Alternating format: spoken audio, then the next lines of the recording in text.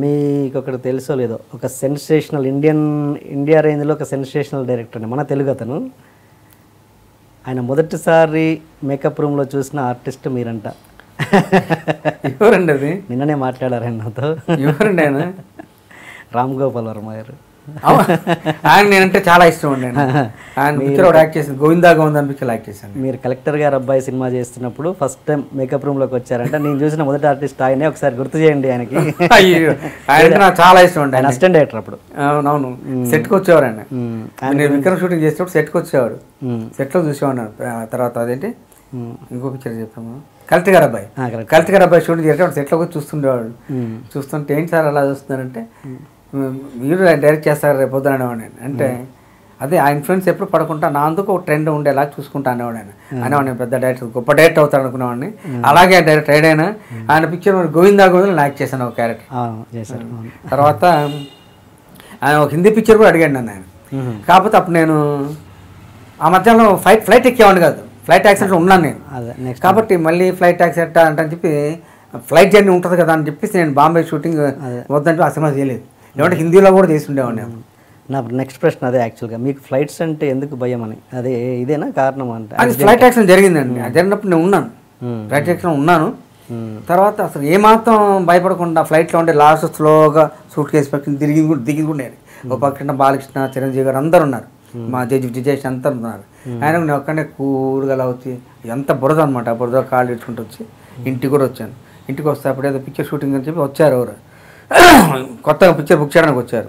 అంత బురద ఉంది, ఉండండి కాస్త డ్రెస్ మార్చుకు వస్తాను అని చెప్పి డ్రెస్ మార్చుకు వచ్చి కూర్చున్నా కూడా. అంతవరకు టెన్షన్.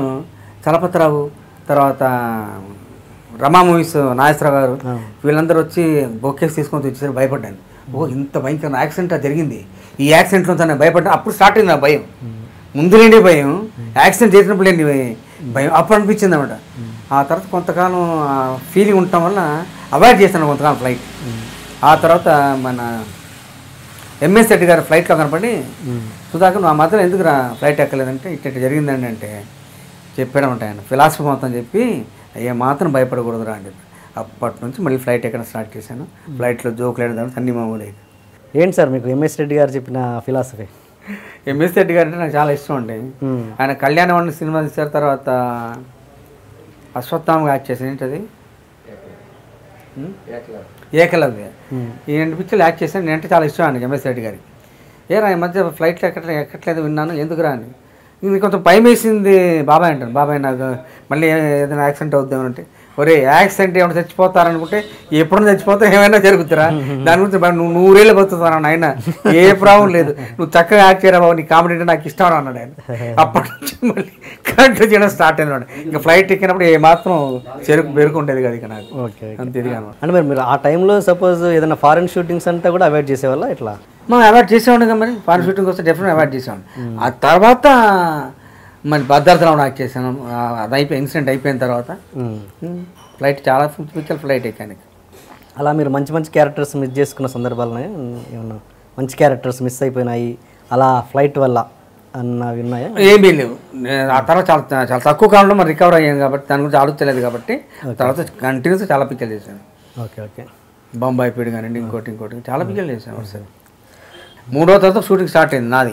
ఫస్ట్ షాట్ ఏంటంటే రాజుని అలా ఎత్తుకొని గాలిలో తిప్పేసి అలా పైకెత్తాను అనమాట. ఏం పైకి ఎత్తాను నేను అసలు ఎంఆర్ రాధా కూతురు అన్నారు. ఆ టెన్షన్ అందరు గొడవ చేసేవాడు డైరెక్టర్ గారు. వాళ్ళు నాన్న ఎంఆర్ రాధా చాలా ఇదిరా బాబు షూట్ చేశారంట, ఎంజీఆర్ని అట్లా అనేవాడు. నాకు ఆ భయం వేసి ఏం చేస్తాను అనుకోండి, ఇలా అన్నాను, చేతులు లంగాలోకి వెళ్ళిపోయి ఫాట్ అని చెంపది కొట్టింది అనమాట. కళ్ళు తిరిగిపోయింది, ఏంటరా బాబు అనుకున్నాను. ఆ తర్వాత మళ్ళీ ఇంటిమేసి డెవలప్ అవడం కోసం మా ఇద్దరిని కలిసి సినిమాకి వెళ్ళామని చెప్పేవాడు, కలిసి డిన్నర్ చేయమని చెప్పేవాడు.